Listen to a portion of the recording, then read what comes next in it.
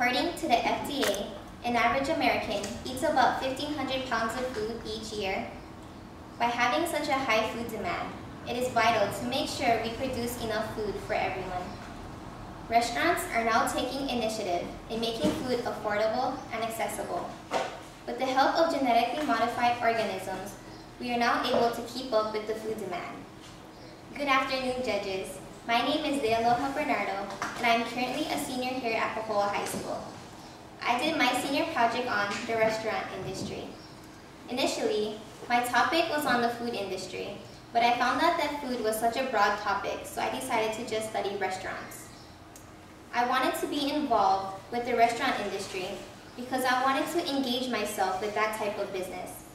I found myself interested in business because I've been exposed to agriculture business since my family owns a business where we sell our produce.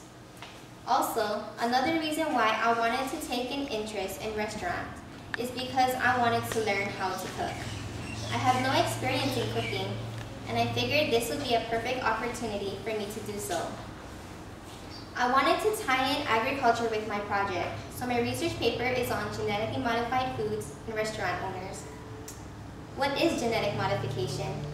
Genetic modification are plants, animals, and microorganisms whose DNA has been altered to improve and enhance their ability to become disease-resistant, healthier, longer lifespan, and allowing them to survive through weather changes.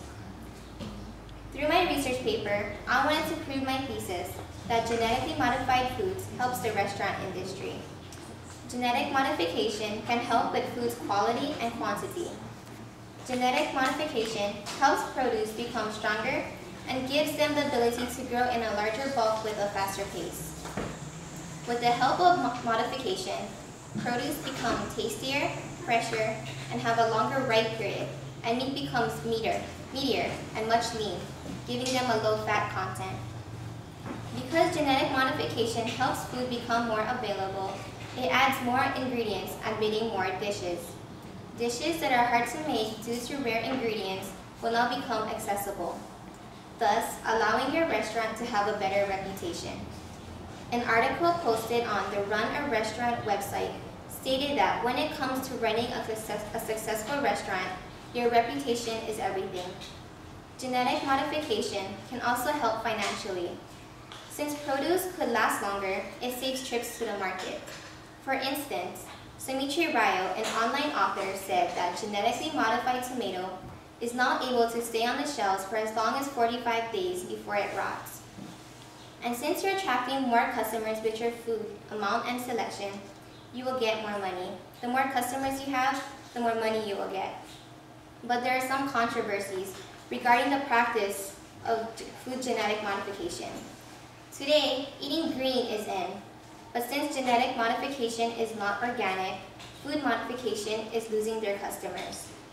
Also, the fact that food with genetic modification is not labeled upsets customers.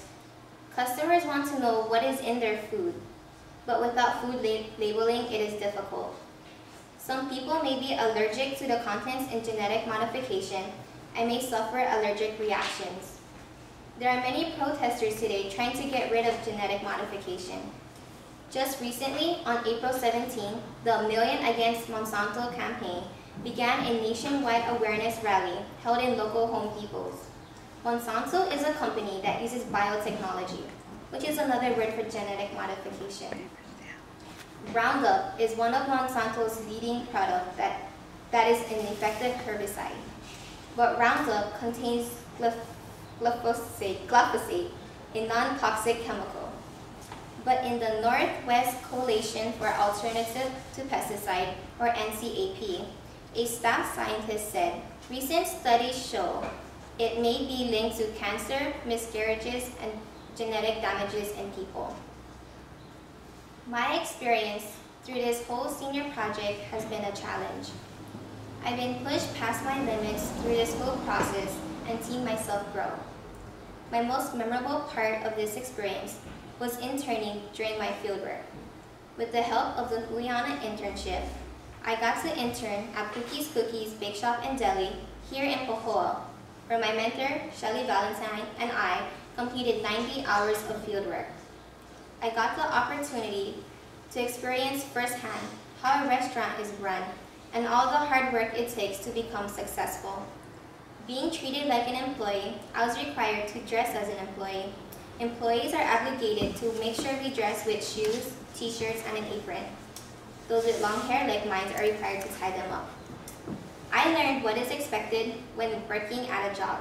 Most teenagers start off working at some sort of fast food restaurant.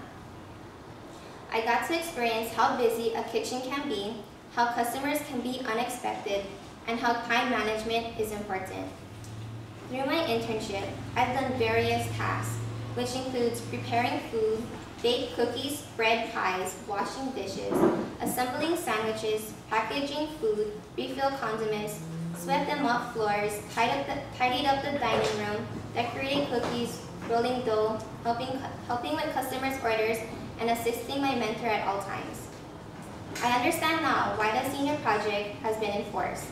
It has taught us many life skills that will prepare us for the future.